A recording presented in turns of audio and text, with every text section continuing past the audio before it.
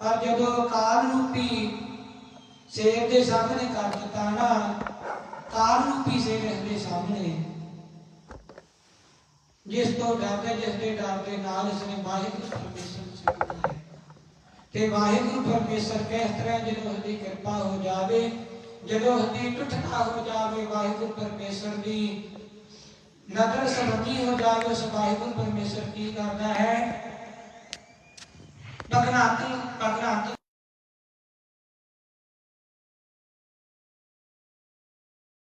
मच्छरों तो पहाड़ उड़ा दिंदा है ते चूड़ियां तो टिकड़ा आदि को भी पार करा दिंदा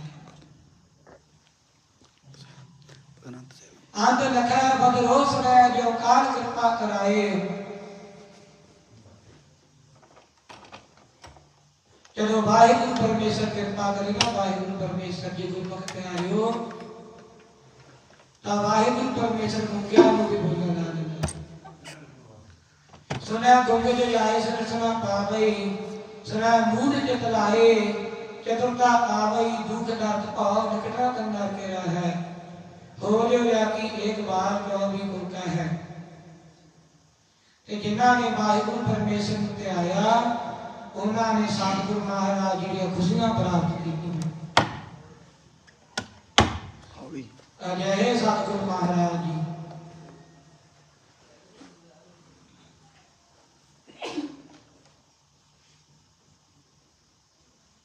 आओ आप जय सतगुरु महाराज जी दे नूं ध्याना करिए, जस वडियाई करिए, अपने जीवन नूं सफल कर दईए। आओ सारे अपनी मन जित बिरती एकाग्र करने वास्ते आओ गज के आखिए, कोई रसना बांझी ना रहे, आओ गज के आखिए जी सतनाम श्री वाहेगुरु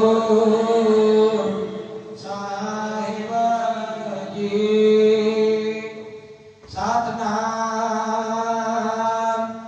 श्री वाहेगुरु साहिब जी।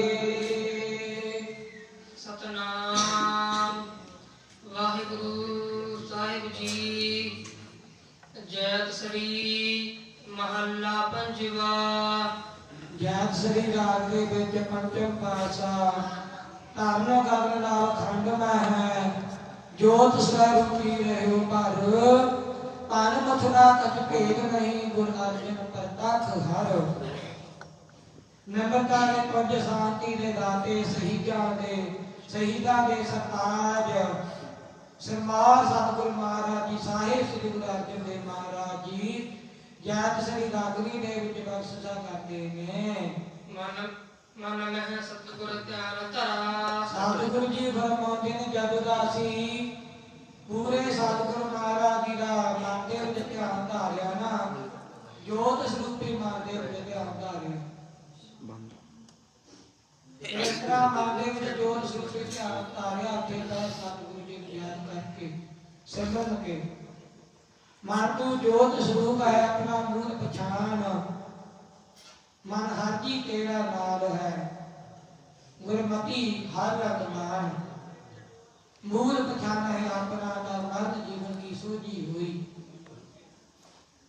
इस तरह गुरमुख प्यारो जानिया कि जेड़े सतगुरु महाराज जी ने साडे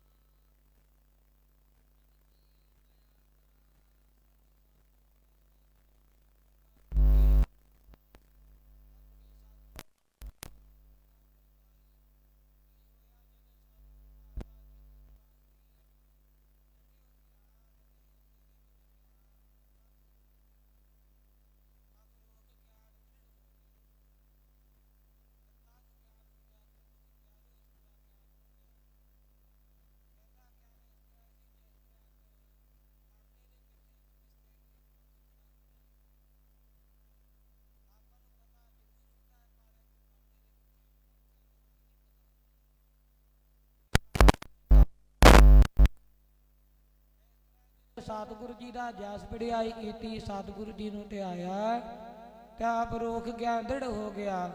ਮਨ ਦੇ ਵਿੱਚ ਭਰੋਸਾ ਬਣ ਗਿਆ ਕਿ ਪੂਰੇ ਪ੍ਰਤੱਖ ਗੁਰੂ ਜੀ ਦੇ ਦਰਸ਼ਨ ਹੋ ਗਏ। ਸਤਿਗੁਰੂ ਮਹਾਰਾਜ ਜੀ ਨੇ ਕਿਰਪਾ ਕੀਤੀ, ਦ੍ਰਿੜਿਓ ਗਿਆਨ ਮੰਤਰ ਹਰਨਾਮਾ, ਨਾਮ ਰੂਪੀ ਜਦੋਂ ਮੰਤਰ ਜਪਿਆ, ਮੂਲ ਮੰਤਰ ਦਾ ਜਾਪ ਕੀਤਾ, ਗੁਰ ਮੰਤਰ ਦਾ ਜਾਪ ਕੀਤਾ ਤਾਂ ਸਾਡੇ ਹਿਰਦੇ ਦੇ ਵਿੱਚ ਗਿਆਨ ਦ੍ਰਿੜ ਹੋ ਗਿਆ। ਸਤਿਗੁਰੂ ਮਹਾਰਾਜ ਜੀ ਦੇ ਪ੍ਰਤੱਖ ਦਰਸ਼ਨ ਹੋ ਗਏ। ਪ੍ਰਤੱਖ ਸਤਿਗੁਰੂ ਮਹਾਰਾਜ ਜੀ ਦੇ ਦਿਸ ਗਏ ਕਿ ਜਦੋਂ ਅਜਿਹੀ ਸਤਿਗੁਰੂ ਮਹਾਰਾਜ ਜੀ ਨੇ ਕਿਰਪਾ ਕੀਤੀ, ਜਿਹੀ ਸਤਿਗੁਰੂ ਮਹਾਰਾਜ ਜੀ ਨੇ ਟੁੱਟਦਾ ਵਰਤਾ। ਜਦੋਂ ਗੁਰਮੁਖ ਪਿਆਰਿਓ ਸਤਿਗੁਰੂ ਮਹਾਰਾਜ ਜੀ ਦੇ ਦਰਸ਼ਨ ਹੋ ਜਾਣ ਤੇ ਉਸ ਸਮੇਂ ਦਾ ਇਸ ਤਰ੍ਹਾਂ ਦੀ ਬਿਰਤੀ ਬਣ ਜਾਂਦੀ ਹੈ, ਜਿਸ ਤਰ੍ਹਾਂ ਭਾਈ ਗੁਰਦਾਸ ਜੀ ਵੀ ਫਰਮਾਉਂਦੇ ਨੇ ਕਿ ਸੁੱਧ ਕੀ ਨਾ ਸੁੱਧ ਰਹੀ, ਬੁੱਧ ਕੀ ਨਾ ਬੁੱਧ ਰਹੀ, ਮਤ ਮੇ ਨਾ ਮਤ ਹੈ। ਕੋਈ ਸੁੱਧ ਨਹੀਂ ਰਹਿੰਦੀ ਆਪਣੇ ਸਰੀਰ ਦੀ, ਕੋਈ ਖਬਰ ਨਹੀਂ ਰਹਿੰਦੀ, ਕੋਈ ਸਮਝ ਨਹੀਂ ਰਹਿੰਦੀ। ਇਸ ਤਰ੍ਹਾਂ ਸਤਿਗੁਰੂ ਮਹਾਰਾਜ ਜੀ ਦੇ ਦਰਸ਼ਨ ਹੁੰਦੇ ਨੇ। ਦਰਸ਼ਨ ਦੇਖੇ ਹੀ ਸੁੱਧ ਕੀ ਨਾ ਸੁੱਧ ਰਹੀ, ਬੁੱਧ ਕੀ ਨਾ ਬੁੱਧ ਰਹੀ, ਮਤ ਮੇ ਨਾ ਮਤ ਹੈ। ਅਜਿਹੇ ਸਤਿਗੁਰੂ ਮਹਾਰਾਜ ਜੀ ਦੇ ਦਰਸ਼ਨ ਨੇ। ਜਿਨ੍ਹਾਂ ਨੇ ਸਤਿਗੁਰੂ ਮਹਾਰਾਜ ਜੀ ਦੇ ਦਰਸ਼ਨ ਕੀਤੇ ਤੇ ਉਹਨਾਂ ਦੀ ਤੇ ਉਹ ਤਾਂ ਇਸ ਤਰ੍ਹਾਂ ਵਿਖਿਆਨ ਕਰਦੇ ਨੇ ਜਿਸ ਤਰ੍ਹਾਂ ਭਗਤ ਕਬੀਰ ਜੀ ਫਰਮਾਉਂਦੇ ਨੇ, ਕਬੀਰ ਚਰਨ ਕਮਲ ਕੀ ਮੌਜ ਮਹਿ ਕੋ ਕੈਸੇ ਉਨਮਾਨ ਕਹਿਬੇ ਕੋ ਸੁਬਾ ਨਹੀਂ ਦੇਖਾ ਹੀ ਪਰਵਾਨ। ਕਿ ਕਹਿਣ ਦੇ ਵਾਸਤੇ ਜਦੋਂ ਸਤਿਗੁਰੂ ਜੀ ਦੇ ਦਰਸ਼ਨ ਹੋਏ ਤਾਂ ਕੋਈ ਸ਼ਬਦ ਹੀ ਨਹੀਂ ਰਹੇ, ਅੱਖਰ ਹੀ ਨਹੀਂ ਮਿਲ ਰਹੇ। ਜਦੋਂ ਸਤਿਗੁਰੂ ਮਹਾਰਾਜ ਜੀ ਦੇ ਦਰਸ਼ਨ ਹੋ ਗਏ, ਕਿਹਾ ਨਹੀਂ ਜਾ ਰਿਹਾ, ਕੁਝ ਬੋਲਿਆ ਨਹੀਂ ਜਾ ਰਿਹਾ। ਕਹਿਬੇ ਕੋ ਸੋਭਾ ਨਹੀਂ ਦੇਖਾ ਹੀ ਪਰਵਾਨ। ਤੇ ਜਿਨ੍ਹਾਂ ਨੇ ਅਜਿਹੇ ਸਤਿਗੁਰੂ ਮਹਾਰਾਜ ਜੀ ਦੇ ਦਰਸ਼ਨ ਕੀਤੇ, ਉਹ ਸਤਿਗੁਰੂ ਮਹਾਰਾਜ ਜੀ ਦੇ ਵਿੱਚ ਹੀ ਸਮਾ ਗਏ। ਰਾਮ ਸਤ ਮੈਂ ਭੇਦ ਕਛ ਨਾਹੀ, ਇੱਕ ਜਨ ਕਹੀ ਮੈਂ ਲਾਖ ਕਰੋਰੀ। ਹਰ ਹਰ ਜਨ ਦੋਈ ਏਕ ਹੈ, ਬਿਬ ਵਿਚਾਰ ਕਛ ਨਾਹੇ। ਜਲ ਤੇ ਉਪਜ ਤਰੰਗ ਜੋ ਜਲ ਹੀ ਵਿਖੈ ਸਮਾਏ। ਜਿਸ ਤਰ੍ਹਾਂ ਗੁਰਮੁਖ ਪਿਆਰਿਓ ਜੈਸੇ ਜਲ ਤੇ ਬੁੱਧ ਬੁੱਧਾ ਉਪਜੈ ਬਿਨਸੈ ਨੀਤ, ਜਿਸ ਤਰ੍ਹਾਂ ਇੱਕ ਜਲ ਦੇ ਵਿੱਚ ਸਮੁੰਦਰ ਦੀਆਂ ਲਹਿਰਾਂ ਪੈਦਾ ਹੁੰਦੀਆਂ ਨੇ ਤੇ ਉਹ ਅੰਤ ਦੇ ਸਮੇਂ ਦੇ ਵਿੱਚ ਜਲ ਦੇ ਵਿੱਚ ਹੀ ਸਮਾ ਜਾਂਦੀਆਂ ਨੇ, ਇਸ ਤਰ੍ਹਾਂ ਉਹ ਵਾਹਿਗੁਰੂ ਪਰਮੇਸ਼ਰ ਦੇ ਪਿਆਰੇ ਵਾਹਿਗੁਰੂ ਵਿੱਚ ਹੀ ਭੇਦ ਹੋ ਜਾਂਦੇ ਨੇ, ਵਾਹਿਗੁਰੂ ਵਿੱਚ ਹੀ ਗੁਲਤਾਨ ਹੋ ਜਾਂਦੇ ਨੇ। ਤੇ ਜਦੋਂ ਅਜਿਹੇ ਸਤਿਗੁਰੂ ਜੀ ਦੇ ਦਰਸ਼ਨ ਹੋਏ, ਅਜਿਹਾ ਸਾਡੇ ਮਨ ਦੇ ਵਿੱਚ ਗਿਆਨ ਦ੍ਰਿੜ ਹੋ ਗਿਆ।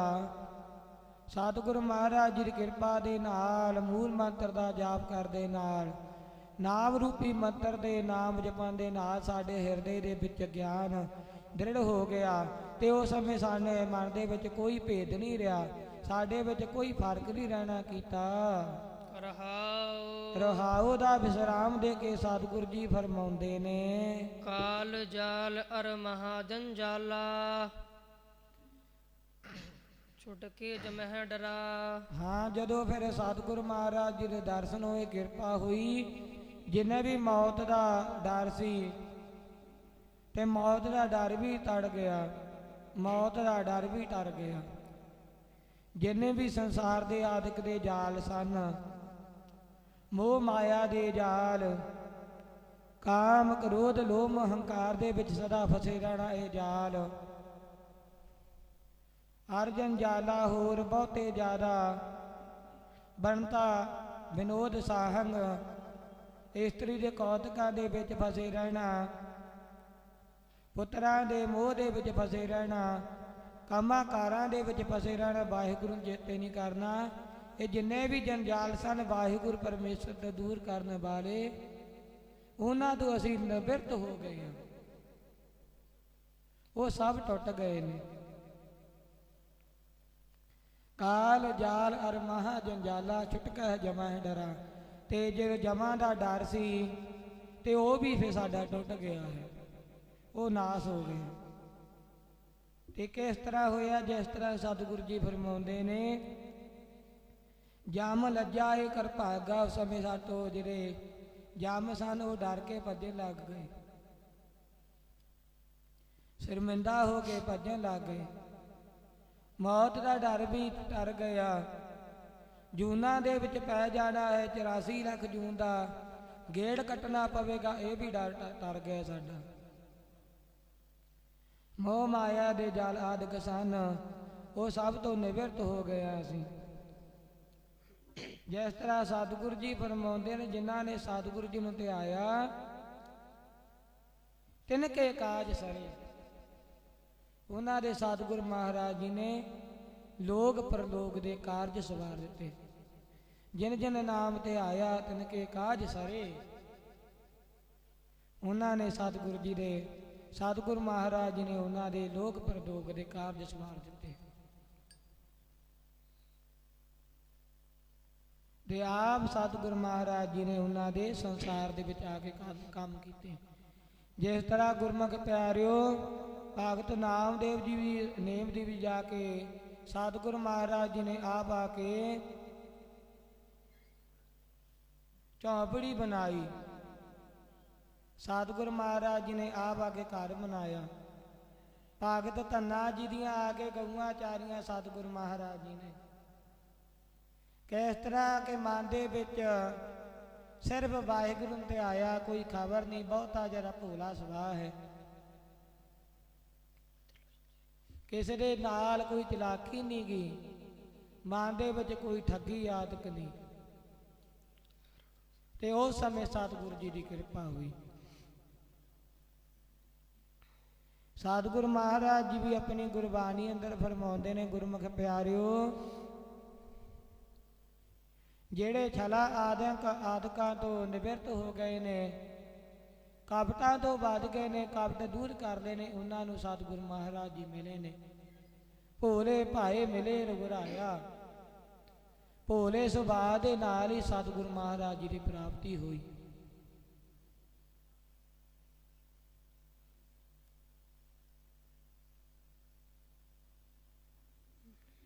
ਜਿਸ ਤਰ੍ਹਾਂ ਭਗਤ ਜੀ ਨੇ ਬੇਨਤੀ ਕੀਤੀ ਕਿ ਸਤਿਗੁਰੂ ਮਹਾਰਾਜ ਜੀ ਆ ਕੇ दूध पियो गोबिंदे राए, दूध पियो मेरे मनपति आए, नाही ता घर को बाब रसाए। इस तरह आके सतगुरु महाराज जी ने बेनती मन के भगतां दे कारज सवारे। ते जिन्ने भी संसार आदि के डर सन, मौत आदि का डर सी, विषय विकारां दे जाल सन, संसार दे जाल सन, उन्हां तो सतगुरु महाराज जी ने दूर कर दिता। ते जमा दियां फाइयां दे विच पैना पवेगा, उन्हां दे डर तो भी निवृत्त हो गया। जिस तरह सतगुरु जी भी फरमाउंदे ने, जिन्हां ने नाम जपिया उन्हां दा सतगुरु महाराज जी ने कागजी पार दिते, उन्हां दे लेखे वाले कागज फाड़ दिते। धर्म राए दर कागज फारे, जन नानक लेखा समझा। सतगुरु महाराज जी ने अपनी सर दे विच लै ले ते उन्हां दी रखिया की। जमा दे दुखा तो निवृत्त कहता, जमा दे डर तो निवृत्त कर दिता है। आयो दुख हरण शरण करुणापत, गहियो चरण आसरा। हाँ, जदों दे फिर असी आके दुखा नू हरण वाले, दुखा नू नाश करन वाले पूरे सतगुरु श्री गुरु रामदास महाराज जी, साहिब श्री गुरु अमरदास महाराज जी, साहिब श्री गुरु अंगद देव महाराज जी, साहिब श्री गुरु नानक देव महाराज जी के सर दे विच पए हाँ। अपने पिता श्री गुरु रामदास महाराज जी के सर दे विच पए हाँ।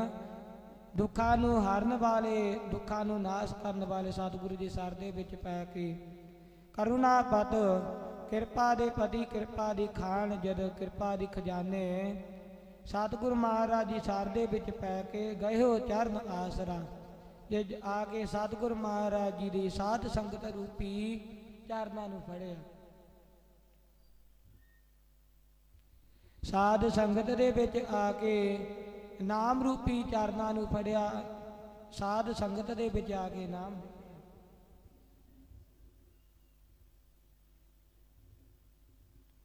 ਉਸ ਸਮੇਂ ਸਤਿਗੁਰੂ ਮਹਾਰਾਜ ਜੀ ਨੇ ਸਾਡੇ ਸਾਰੇ ਦੁੱਖ ਕਲੇਸ਼ ਬੇਗਨ ਆਦਿਕ ਜੰਜਾਲ ਕਾਲ ਆਦਿਕ ਦਾ ਡਰ ਸਭ ਨਿਵਰਤ ਕਰ ਦਿੱਤੇ, ਤੋੜ ਦਿੱਤੇ ਨੇ।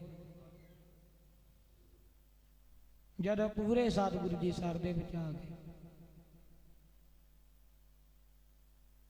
ਅਜਿਹੀ ਸਾਧ ਸੰਗਤ ਪ੍ਰਾਪਤ ਹੋਈ ਜਿੱਥੇ ਜਾ ਕੇ ਮਨ ਦੇ ਵਿੱਚ ਹੰਕਾਰ ਸੀ, ਮਨ ਦੇ ਵਿੱਚ ਕਾਮ ਕ੍ਰੋਧ ਲੋਭ ਮੋਹ ਹੰਕਾਰ ਆਦਿਕ ਵਿਸ਼ੇ ਵਿਕਾਰ ਸਨ। ਛਲੰਗ ਛਿਦਰੰਗ ਕੋਟ ਬਿਗਨੰ ਅਪਰਾਧੰ ਕਿਲਵਖ ਮਲੰਗ ਆਦਿਕ ਮੈਲਾਂ ਲੱਗੀਆਂ ਸਨ। ਇਹ ਮਨੁੱਖ ਨੂੰ ਉਹ ਸਭ ਨਿਵਰਤ ਹੋ ਗਈਆਂ, ਕਿਉਂਕਿ ਗੁਰਮੁਖ ਪਿਆਰੋ ਕੋਈ ਮਨੁੱਖ ਕਿੰਨੇ ਯਤਨ ਕਰ ਲਵੇ ਪਰ ਬਿਨਾਂ ਸਾਧ ਸੰਗਤ ਕੀਤੀ ਤੋਂ ਬਿਨਾਂ ਮਨੁੱਖ ਦਾ ਹਿਰਦਾ ਨਿਰਮਲ ਨਹੀਂ ਹੁੰਦਾ, ਮਨੁੱਖ ਦਾ ਹਿਰਦਾ ਪਵਿੱਤਰ ਨਹੀਂ ਹੁੰਦਾ। ਜਿਸ ਤਰ੍ਹਾਂ ਸਤਿਗੁਰੂ ਮਹਾਰਾਜ ਜੀ ਆਪ ਫਰਮਾਉਂਦੇ ਨੇ, ਪਾਠ ਪੜ੍ਹਿਓ ਔਰ ਵੇਦ ਵਿਚਾਰਿਓ, ਨੇਵਲ ਭਯੰਗਮ ਸਾਧੇ ਪੰਜ ਜਨਾ ਸੋ ਸੰਗ ਨਾ ਛਟਕਿਓ, ਆਦਿਕ ਅਹੰਗ ਬਦ ਬਾਧੇ। ਬਹੁਤੇ ਜ਼ਿਆਦਾ ਵੇਦ ਆਦਿਕਾਂ ਦਾ ਅਧਿਐਨ ਕਰਕੇ ਦੇਖ ਲਿਆ, ਬਹੁਤੇ ਜ਼ਿਆਦਾ ਗ੍ਰੰਥ ਸਿਮਰਤੀਆਂ ਪੜ੍ਹ ਲਈਆਂ, ਸ਼ਾਸਤਰ ਆਦਿਕ ਪੜ੍ਹ ਲਏ, ਯੋਗ ਆਦਿਕ ਕਰਕੇ ਵੀ ਦੇਖ ਲਿਆ, ਪਰ ਮਨ ਦੇ ਵਿੱਚ ਸ਼ਾਂਤੀ ਨਾ ਪ੍ਰਾਪਤ ਹੋਈ। ਮਨ ਦੇ ਵਿੱਚ ਤਸੱਲੀ ਨਾ ਹੋਈ, ਮਨ ਦੇ ਵਿੱਚ ਸ਼ਾਂਤੀ ਨਾ ਹੋਈ, ਮਨ ਨੂੰ ਟਿਕਾਣਾ ਪ੍ਰਾਪਤ ਹੋਇਆ। ਪੰਜ ਜਨਾ ਸੋ ਸੰਗ ਨਾ ਛਟਕਿਓ, ਆਦਿਕ ਅਹੰਗ ਬਦ ਬਾਧੇ। ਪੰਜਾਂ ਵਿਕਾਰਾਂ ਦੇ ਨਾਲ, ਪੰਜਾਂ ਚੋਰਾਂ ਦੇ ਨਾਲ ਸੰਗ ਨਹੀਂ ਛਟਕਿਆ। ਹੋਰ ਕੀ ਹੋ ਗਿਆ? ਉਲਟਾ ਇਸ ਤਰ੍ਹਾਂ ਹੋ ਗਿਆ ਕਿ ਹੋਰ ਸਾਡੀ ਬੁੱਧੀ ਦੇ ਵਿੱਚ ਹੰਕਾਰ ਆ ਗਿਆ।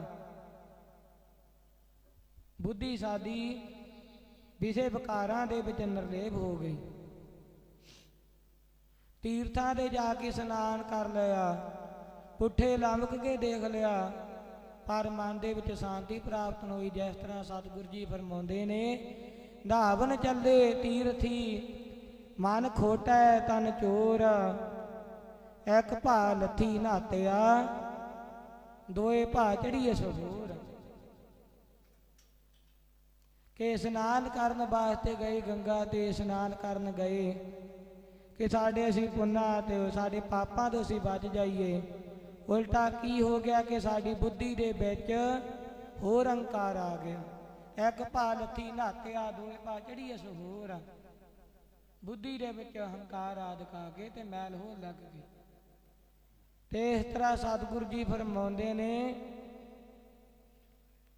ਅੰਤ ਦੇ ਸਮੇਂ ਦੇ ਵਿੱਚ ਸਤਿਗੁਰੂ ਜੀ ਬਖਸ਼ਿਸ਼ਾਂ ਕਰਦੇ ਨੇ ਕਿ ਇੱਕ ਸਾਧ ਸੰਗਤ ਹੀ ਹੈ ਗੁਰਮੁਖ ਪਿਆਰਿਓ ਜੋ ਸ੍ਰੇਸ਼ਟ ਕਰਮਾਂ ਦੇ ਵਿੱਚੋਂ ਕਰਮ ਹੈ।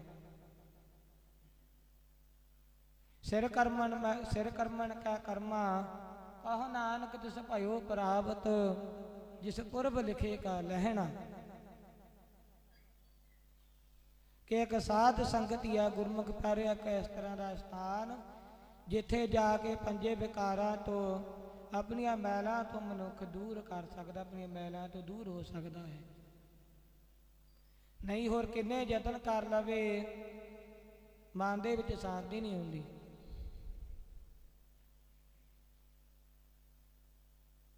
ਕਹੋ ਨਾਨਕ ਤਿਸ ਭਇਓ ਪ੍ਰਾਪਤ, ਜਿਸ ਪੁਰਬ ਲਿਖੇ ਕਾ ਲਹਿਣਾ। ਤੇ ਗੁਰਮੁਖ ਪਿਆਰਿਓ ਸਾਧ ਸੰਗਤ ਵੀ ਕਿਸ ਨੂੰ ਪ੍ਰਾਪਤ ਹੁੰਦੀ ਹੈ? ਜਿਨ੍ਹਾਂ ਦੇ ਅੰਤਹਿਕਾਰ ਰੂਪੀ ਮਸਤਕ ਤੇ ਸਤਿਗੁਰ ਮਹਾਰਾਜ ਜੀ ਨੇ ਪਿਛਲੇ ਜਨਮਾਂ ਦੇ ਵਿੱਚ ਸ੍ਰੇਸ਼ਟ ਕਰਮ ਲਿਖੇ ਸਨ, ਉਹਨਾਂ ਨੂੰ ਸਤਿਗੁਰ ਮਹਾਰਾਜ ਜੀ ਆਪਣੀ ਸੰਗ ਦੇ ਵਿੱਚ ਬੁਲਾਉਂਦੇ ਨੇ। ਤੇ ਸਾਧ ਸੰਗਤ ਦੇ ਵਿੱਚ ਜਾ ਕੇ ਕੀ ਹੋ ਗਿਆ? ਮਨ ਜਿਹੜਾ ਵਿਸ਼ੇ ਵਿਕਾਰਾਂ ਦੇ ਵਿੱਚ ਦੌੜਦਾ ਹੀ ਫਿਰਦਾ ਸੀ, ਸਦਾ ਹੀ ਭੱਜਦਾ ਫਿਰਦੇ, ਉਹ ਮਨ ਇੱਕ ਜਗ੍ਹਾ ਤੇ ਟਿਕ ਗਿਆ।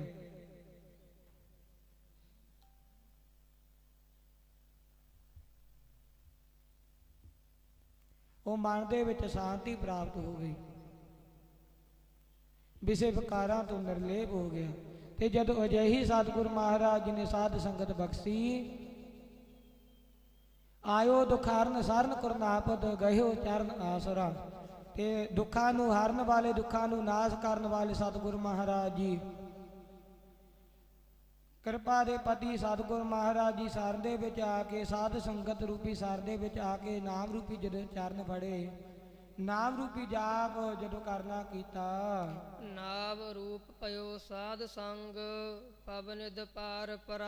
ਹਾਂ, ਫਿਰ ਉਸ ਸਮੇਂ ਸਾਨੂੰ ਨਾਮ ਰੂਪੀ ਭਇਓ ਸਾਧ ਸੰਗਤ, ਨਾਮ ਰੂਪ ਇੱਕ ਬੇੜੀ ਰੂਪ, ਸਾਨੂੰ ਇੱਕ ਕਿਸ਼ਤੀ ਰੂਪ ਸਾਨੂੰ ਸਾਧ ਸੰਗਤ ਪ੍ਰਾਪਤ ਹੋ ਗਈ। ਬੇੜੀ ਰੂਪ ਸਾਧ ਸੰਗਤ ਪ੍ਰਾਪਤ ਹੋਣ ਕੇ ਸਾਡਾ ਜਿਹੜਾ ਵਿਸ਼ੇ ਵਿਕਾਰ ਰੂਪੀ ਜਿਹੜਾ ਸੰਸਾਰ ਰੂਪੀ ਸਮੁੰਦਰ ਸੀ, ਭਾਵ ਨਿਧ ਪਾਰ ਪਰਾ, ਸਮੁੰਦਰ ਤੋਂ ਪਾਰ ਹੋ ਗਏ। ਵਾਹਿਗੁਰੂ ਨਾਮ ਜਹਾਜ ਹੈ ਚੜੇ ਸੁਤਰੈ ਪਾਰ, ਜੋ ਸਰਦਾ ਕਰ ਸੇਵਦੇ ਗੁਰ ਪਾਰ ਉਤਾਰਨ ਹਾਰ। ਗੁਰ ਜਹਾਜ ਖੇਬਟ ਗੁਰੂ, ਗੁਰ ਬਿਨ ਤਰਿਓ ਨਾ ਕੋਏ। ਅਜਿਹੇ ਸਤਿਗੁਰ ਮਹਾਰਾਜ ਜੀ ਸਾਧ ਸੰਗਤ ਪ੍ਰਾਪਤ ਹੋਈ, ਨਾਮ ਰੂਪੀ ਕਿਸ਼ਤੀ ਰੂਪੀ ਬੇੜੀ ਰੂਪੀ ਸਾਧ ਸੰਗਤ ਪ੍ਰਾਪਤ ਹੋ ਕੇ, ਨਾਮ ਰੂਪੀ ਜਾਪ ਕਰਕੇ, ਨਾਮ ਰੂਪੀ ਇਸ ਕਿਸ਼ਤੀ ਦੇ ਵਿੱਚ ਸਵਾਰ ਹੋ ਕੇ ਭਵਨਿਧ ਪਾਰ ਪਰਾ, ਤੇ ਸੰਸਾਰ ਰੂਪੀ ਸਮੁੰਦਰ ਤੋਂ ਪਾਰ ਹੋ ਗਏ। ਹਾਂ, ਅਪਿਓ ਪੀਓ ਗਤ ਥਿਓ ਪਰਮਾ, ਕਹੋ ਨਾਨਕ ਅਜਰ ਜਰਾ। ਤੇ ਜਦੋਂ ਅੰਮ੍ਰਿਤ ਰੂਪੀ ਨਾਮ ਜਪਿਆ, ਅੰਮ੍ਰਿਤ ਰੂਪੀ ਨਾਮ ਛਕਣਾ ਕੀਤਾ, ਪੀਤਾ ਗਦ ਥੀਓ ਪਰਮਾ। ਤੇ ਜਦੋਂ ਅੰਮ੍ਰਿਤ ਰੂਪੀ ਨਾਮ ਦਾ ਜਾਪ ਪੀਤਾ, ਗਦ ਥੀਓ ਪਰਮਾ, ਜਿੰਨੇ ਵੀ ਭਰਮ ਸਨ, ਭੇਦ ਭਰਮ ਕਰਤਾ ਤੇ ਪਰਮਾ, ਇਹ ਸਭ ਭਰਮ ਨਾਸ਼ ਹੋ ਗਏ, ਇਹ ਭਰਮਾਂ ਤੋਂ ਨਿਰਲੇਪ ਹੋ ਗਏ। ਕਹੋ ਨਾਨਕ ਅਜਰ ਜਰਾ, ਇਸ ਤਰ੍ਹਾਂ ਉਸ ਸਮੇਂ ਇਸ ਤਰ੍ਹਾਂ ਬਿਰਤੀ ਬਣ ਗਈ ਅਜਰ ਜਰਾ, ਤੇ ਸਾਧ ਸੰਗਤ ਪ੍ਰਾਪਤ ਹੋ ਕੇ ਉਹ ਜਰ ਨੂੰ ਜਰ ਲੈ, ਜਿਹੜੀ ਕਦੇ ਨਾ ਜਰੀ ਜਾਵੇ ਚੀਜ਼ ਉਹ ਵੀ ਜਰ ਲਈ।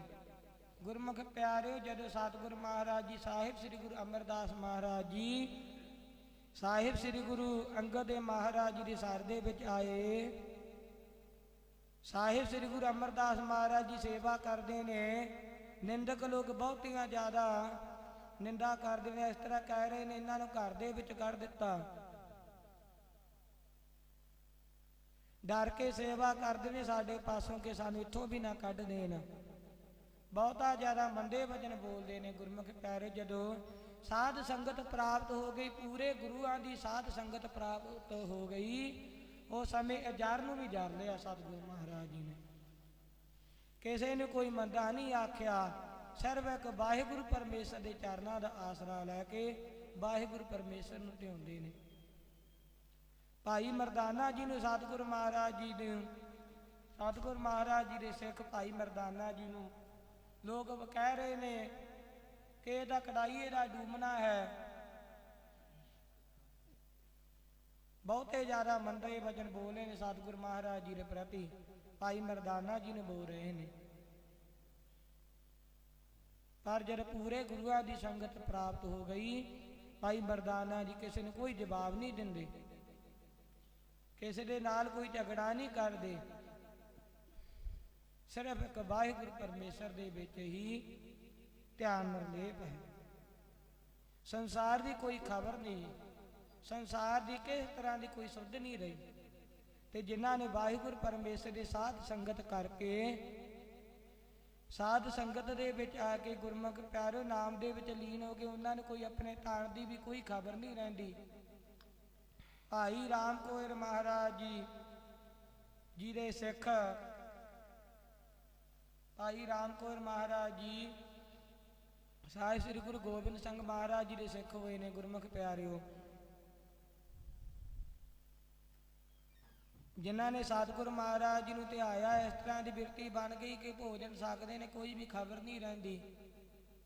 ਇੱਕ ਆਪਣਾ ਸੇਵਕ ਰੱਖਿਆ ਹੋਇਆ ਹੈ ਰਾਮਾ, ਉਹ ਦੱਸਦਾ ਆ ਕਿ ਹੁਣ ਤੁਸੀਂ ਪੂਰਾ ਭੋਜਨ ਛਕ ਲਿਆ ਫਕੀਰ ਜੀ, ਸਾਧੂ ਜੀ, ਹੁਣ ਤੁਸੀਂ ਜਿੰਨਾ ਅੱਗੇ ਭੋਜਨ ਛਕਦੇ ਹੋ ਉਹਨਾਂ ਭੋਜਨ ਛਕ ਲਿਆ ਹੈ। ਸੰਸਾਰ ਦੀ ਕੋਈ ਖਾਣ ਪੀਣ ਦੀ ਕੋਈ ਖਬਰ ਨਹੀਂ ਰਹਿੰਦੀ। ਜਦੋਂ ਪੂਰੇ ਗੁਰੂਆਂ ਦੀ ਸੰਗਤ ਪ੍ਰਾਪਤ ਹੋ ਜਾਵੇ, ਤੇ ਇਸ ਤਰ੍ਹਾਂ ਹੀ ਸਤਿਗੁਰੂ ਜੀ ਫਰਮਾਉਂਦੇ ਨੇ ਕਿ ਅਜਿਹੇ ਸਾਧੂਆਂ ਦੀ ਸੰਗਤ ਦੇ ਵਿੱਚ ਕਿਸ ਤਰ੍ਹਾਂ ਗਲਤਾਨ ਹੋ ਕੇ ਰਹਿਣਾ ਹੈ। ਸਤਿਗੁਰੂ ਜੀ ਫਰਮਾਉਂਦੇ ਨੇ ਸਤ ਸੰਗਤ ਸੇ ਮਿਲ ਰਹੀ ਹੈ ਮਾਧੋ ਜੈਸੇ ਮਧੁ ਮਖੀਰਾ। ਜਿਸ ਤਰ੍ਹਾਂ ਇੱਕ ਮੱਖੀਆਂ ਸ਼ਹਿਦ ਦੇ ਉੱਤੇ ਗਲਤਾਨ ਰਹਿੰਦੀਆਂ ਨੇ, ਸ਼ਹਿਦ ਦੇ ਵਿੱਚ ਲੱਗੀਆਂ ਰਹਿੰਦੀਆਂ ਨੇ, ਇਸ ਤਰ੍ਹਾਂ ਮਿੱਠੇ ਦੇ ਵਿੱਚ ਲੱਗੀਆਂ ਰਹਿੰਦੀਆਂ ਨੇ। ਇਸ ਤਰ੍ਹਾਂ ਹੀ ਤੁਸੀਂ ਵੀ ਸਾਧ ਸੰਗਤ ਦੇ ਵਿੱਚ, ਪੂਰੇ ਗੁਰੂਆਂ ਦੀ ਸੰਗਤ ਦੇ ਵਿੱਚ ਗਲਤਾਨ ਹੋ ਕੇ ਰਹਿਣਾ ਹੈ।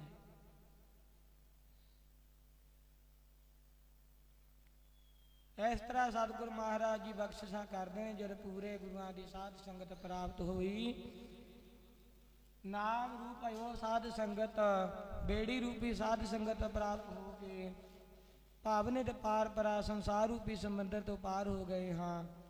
ਅਪਿਓ ਪੀਓ ਗਤ ਥੀਓ ਭਰਮਾ, ਅੰਮ੍ਰਿਤ ਰੂਪੀ ਜਾਪ ਪੀਣ ਦੇ ਨਾਲ ਜਿੰਨੇ ਵੀ ਭਰਮ ਸਨ ਉਹ ਸਭ ਨਾਸ ਹੋ ਗਏ ਨੇ।